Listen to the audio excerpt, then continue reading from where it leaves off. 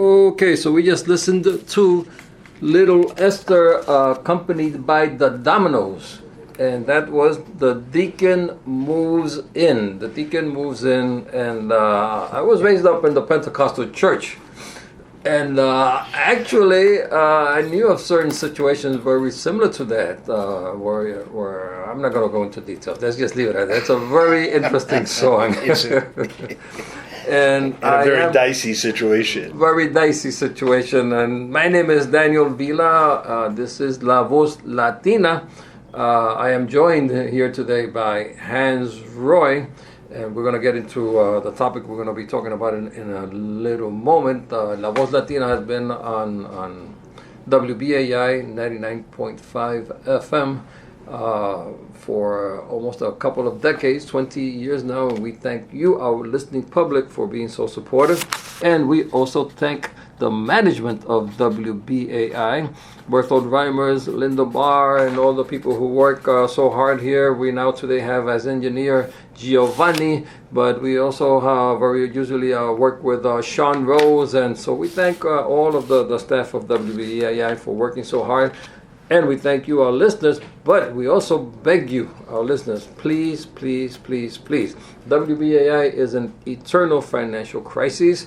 And you know what? As the world economy crashes, we're probably going to be in even worse financial crisis, which is good because that will hopefully increase, make our ties closer between our listeners and this radio station. We deeply, seriously need your support, listeners. We need your support. WBAI needs you to survive. It's that simple. You know, we don't sell fast food here, restaurants. We don't sell soft drinks. What we try to promote is thinking, independent, critical thinking, whether you are on the right, on the left, or whatever. We try to have a message which is very different and which is also liberating. So we beg you, support the station. Go to www.give2wbai.org. That is give to with the number 2. Again, www.give2wbai.org. You can become a buddy, WBAI, giving $10 a month, $15 a month, $5 a month. Wealthy people like Hans Roy could probably give like $20,000 a month. Certainly. Or Carlito Rovira, who I think could give $50,000 a month. Or Daniel Vila. Seriously, sometimes people are ashamed to give $10 a month. They say, no, that's not enough money. That's too little money. No. Every little counts. Every little bit counts. Even if it's just $5 a month. That's correct. It adds up. With all the people that are out there, if everybody did $5 a month, BAI would be solvent. Would literally be solvent. So today's topic is going to be, again, going along with what is in the air, which is what we usually try to do on La Voz Latina, the most pressing issues, right? And we have with us here for the second time, we are proud to say, honored to say, we have Hans Roy, who is originally from Haiti, and now, just like I'm originally from Puerto Rico, and now we're stuck here in New York City probably till the rest of our lives. Yeah, possibly, yes. Although we try to visit our respective countries regularly and other countries in Latin America. And so in any case, with Hans Roy, Carlito Rovira will not be with us today. He is still recuperating from a heart situation, which he had a heart surgery. It wasn't a major thing, it was not open heart, but in any case, his defenses, he has to watch out how he does things and goes out, especially with these summer that this year has been very, very hot. So our solidarity with brother, comrade Carlito Rovira. We hope to have him with us within a week or 2 more weeks regularly. Hans Roy. Well, Hans short. Hans for short. Hans for short.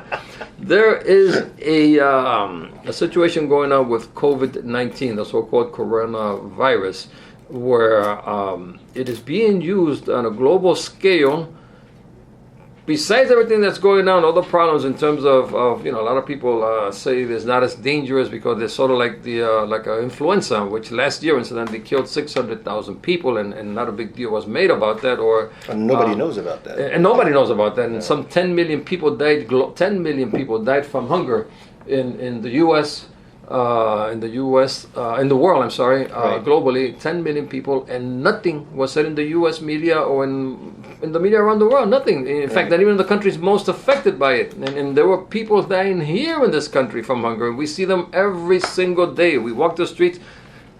Nothing is said in the press, and yet coronavirus was made a big issue even before it hit the shores of the United States, going back to December 2019. But sharp-eyed politicians who have a thirst for power and control have focused on this coronavirus emergency pandemic to increase their political power, to focus more and more on maintaining themselves in power. And we're going to be exchanging ideas on this. And Hans, we'd like to see how you see this also. Well, just to extend on what you've already said, it's really curtailing rights, right? So, because in fact, when you have a medical hysteria, when you have a medical crisis, you can dictate terms, because now you're using that as a platform to say, if you want to stay alive, this is what the procedures have, this is what you have to follow.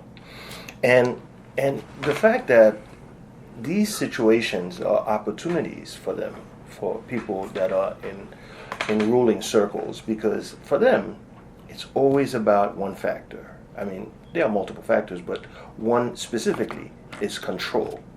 And to better control people is to sow the seed of fear. And if you notice, I mean, a lot of people are going to be going through this with tremendous amount of fear, because they just don't know how to navigate through that situation. They are being told, if you do this, you're going to be sick. If you do this, so on and so forth. And we need to get this particular bullet, the vaccine, that's going to help.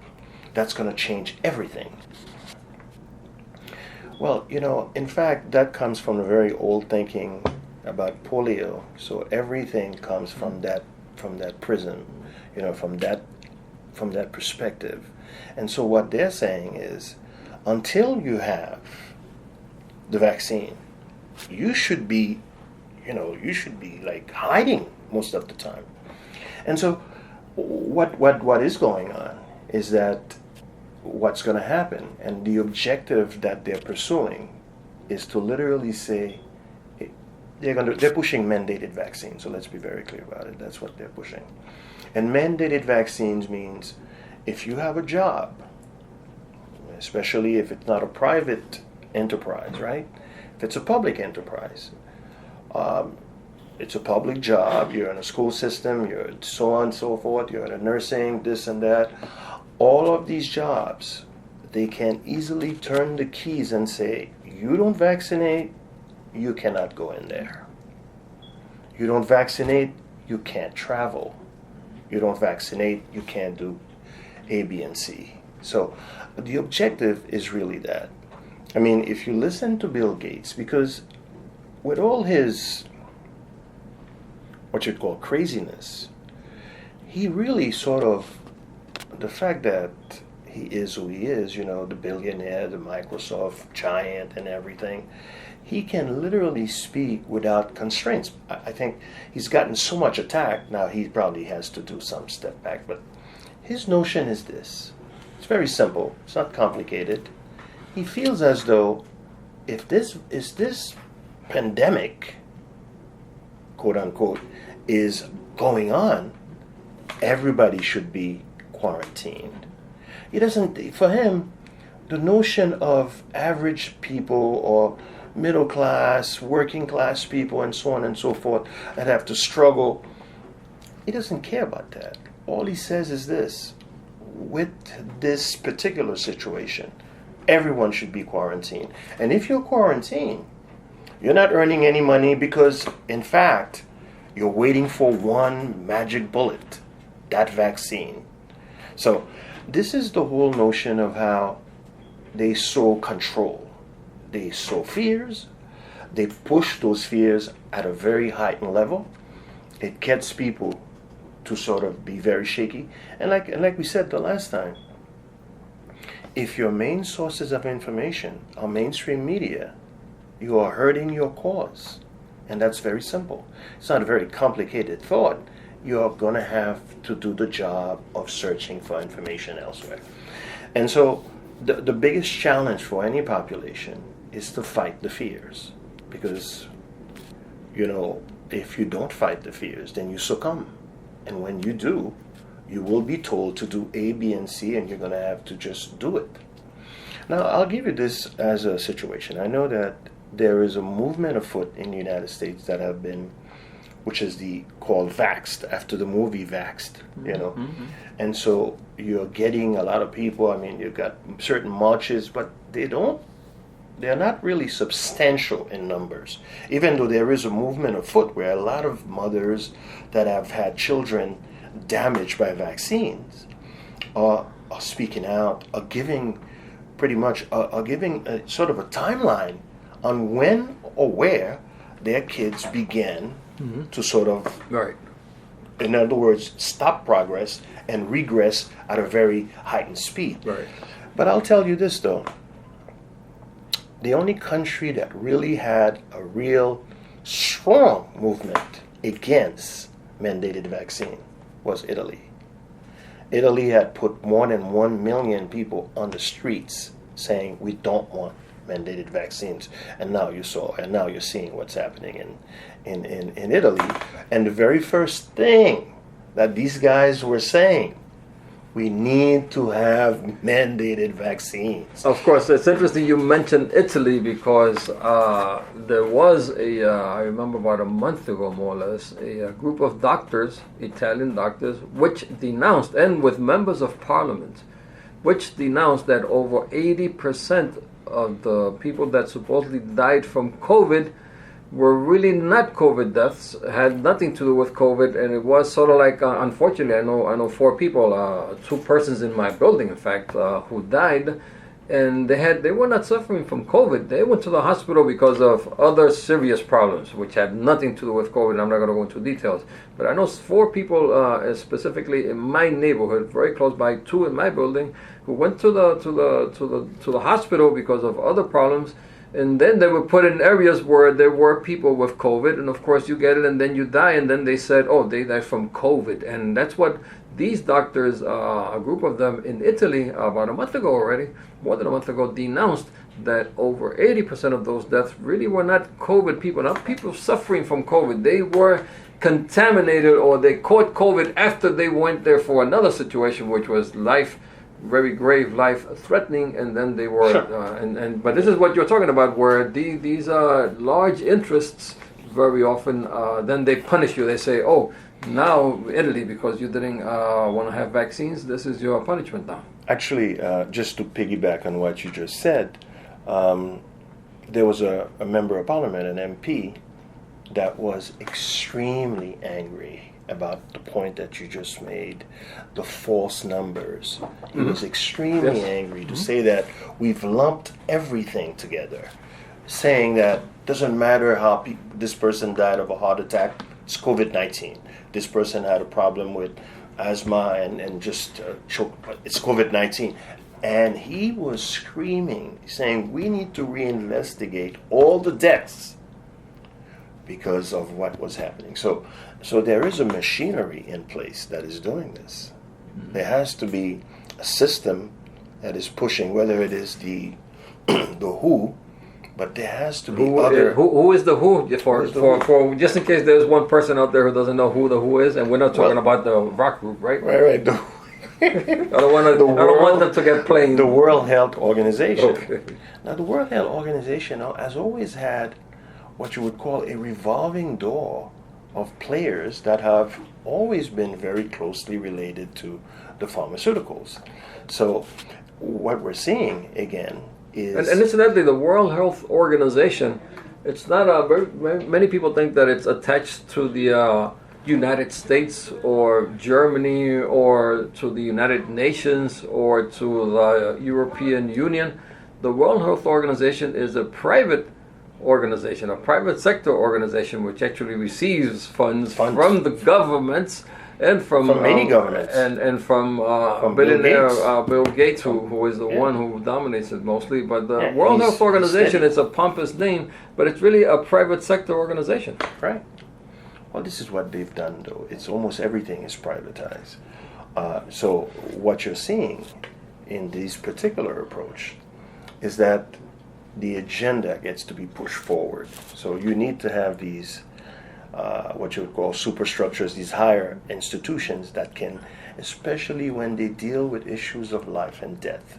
So I think just going back to the initial point that we made, which is in fact, in every situation, you have to ratchet up the fears, because when fears are being pushed and these people are absorbing the fear, therefore the policy is gaining ground, and generally that's the way it is. So, and as we'll see as we get to talk about other fear mongering that is done, this is pretty much a historical perspective, or a historical tendency that the United States has always used.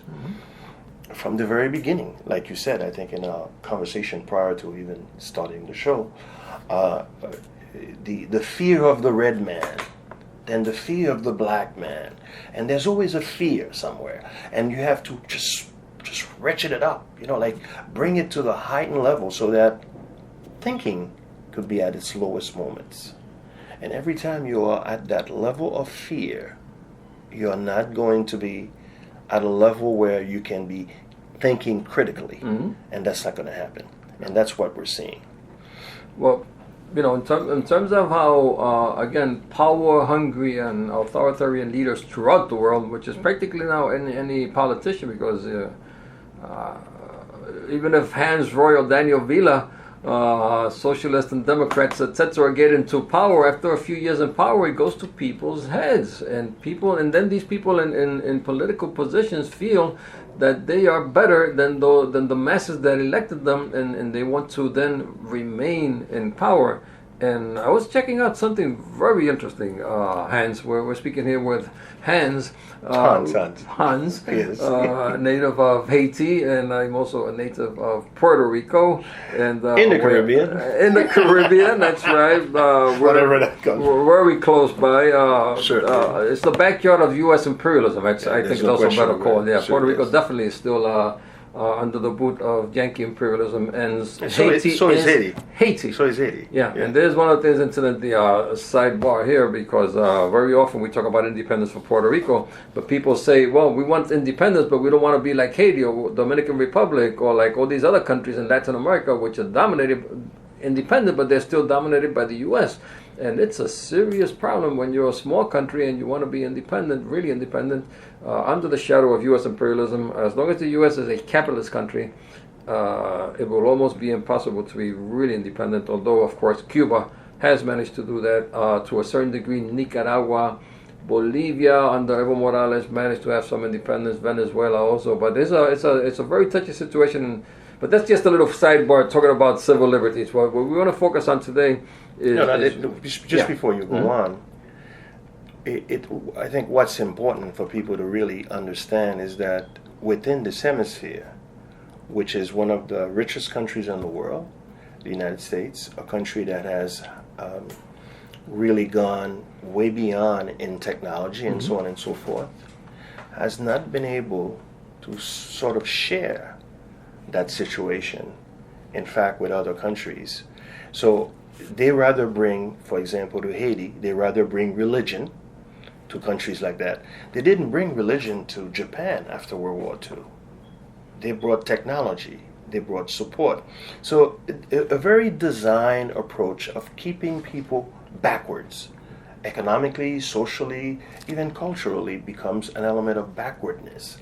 And that makes the United States very happy because, in fact, manual labor coming from each of these countries, people come in, some people are able to go back and so on and so forth, but generally speaking, this continues. Why is it a country that is as rich, that is technologically sound, has not been able to share that situation. If you look at Asia, very quickly. So, but let's stop here for now. We can always revisit this issue, but just to give you an idea of the continuum of control in a different facet, right?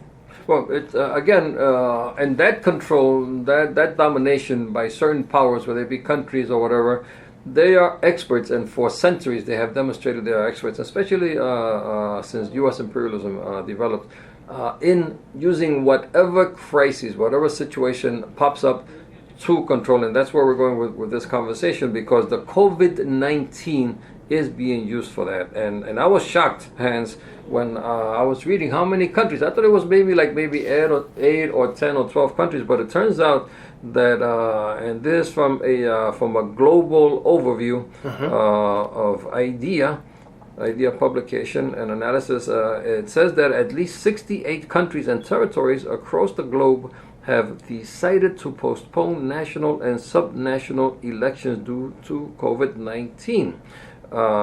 At least 49 countries and territories have decided to hold national or subnational elections as originally planned, despite COVID-related too.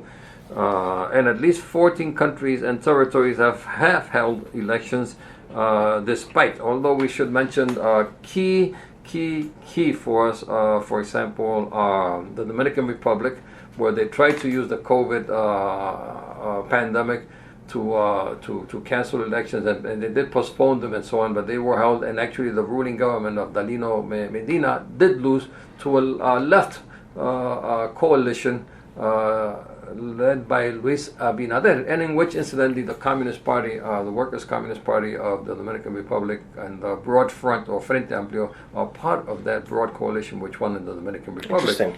So there the strategy didn't work out too good for them.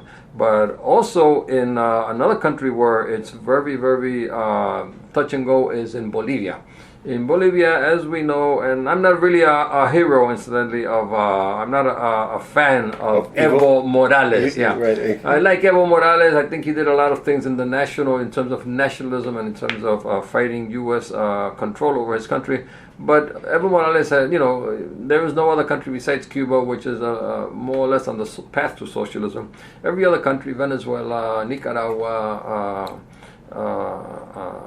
and also in Bolivia, they're all capitalist countries. But in any case, we had a situation. If I could finish this point, we had a situation there with this woman called Janine Áñez. She reached political power. She became the president last year after a rebellion, a mass rebellion. I would call it a popular rebellion of the right. The right actually has revolts, and they also have rebellions and revolutions, and that's what happened in Bolivia. I don't call it a rebellion at all. I think, to me, it was an artificial formation, and we've seen it in different countries. So to me, that was exactly what that was. Spontaneous, what it looks like it's a well-planned act. As a matter of fact, it followed pretty much the dictate of what they were doing. They wanted to sort of pollute the notion that he had won fair and square. Now, there are criticism that could be directed at Evo Morales simply because he shouldn't have been running again. Yeah, that was the thing, is that there had been a plebiscite on February 21st, 2016, which he lost. He lost the plebiscite. He lost the plebiscite, and then he said, no, listen, I'm going to run anyway. And he paid the consequences because the second time, after how many years? I think it was 12 years in power already. It was too much. People said, the biggest mistake that he made, and this is a mistake that a lot of these countries have made, but Nicaragua and Cuba don't have that situation. Right. Because when you are in positions of authority, you have to eliminate at least completely the heads of these military structures, because in fact they are already controlled by the United States. Okay, but going back to the COVID-19 situation, because we don't want to get too. We keep on barring here, and we do want to focus on the fact that COVID-19 is being used as an attack on civil liberties, and it's being done all over the place. And what we were mentioning is that it also is being done in Puerto Rico, it's being done in Bolivia, And it's being done even here in the United States, where their president apparently is even considering possibly postponing the elections altogether, and using the same logic that they're using in all these other countries that I mentioned, 68 countries. Now, there's a very interesting article in Jacobin magazine, which incidentally is also their headquarters, where WBAI is located on in the same building, right, on Atlantic Avenue in Brooklyn. And this article is headed, the title is "Fighting COVID-19 is not an excuse for attacking civil liberties." It is by Nicole Ashkoff, and I seriously really do urge people to read it. I'm not going to read the whole thing, of course, but I just want to read a couple of paragraphs at the very beginning, short paragraphs, where the article says, "We should use digital technology to fight the coronavirus and keep people safe. But that doesn't mean we should accept ruling elites or private companies wantonly trampling on our civil liberties." And that was just a short quote where it goes on to point out how, for example, one of the elements that they point out is in Guangzhou, Gazung, a robot company, has developed a coronabot, upgrading its 5G power police patrol robot to include new features to combat COVID-19. I've seen it, by the way. You've seen it, okay. Yeah. Well, the coronabot, which has been deployed in public places such as shopping malls and airports in large Chinese cities, and Shanghai and other places, uses infrared thermometers and high-resolution cameras to scan the space around it. Anyone within 5 meters of the robot, who has a fever or is not wearing a mask is reported to the police. And forget, I don't want to be in your shoes, man, if that happens. So I'm going to wear my mask starting today. But in any case, this is just one little example where the article is an extensive article which goes on to explain in detail how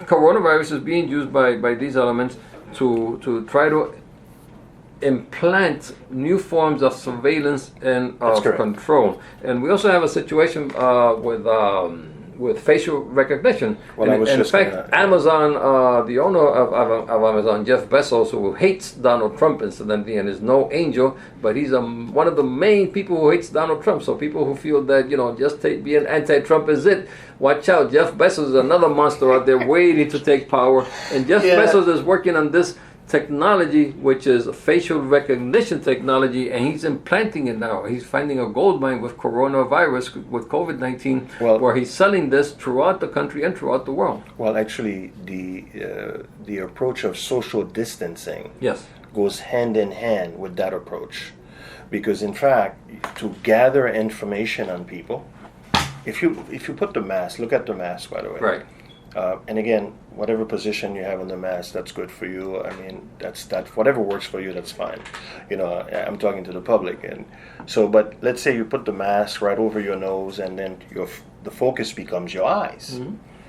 These facial recognition will be able to sort of gather information through your eyes, so they'll be able to sort of. And again, this is simply about documenting people, seeing exactly what this person's tendency is about, and so on and so forth. So this is all about control.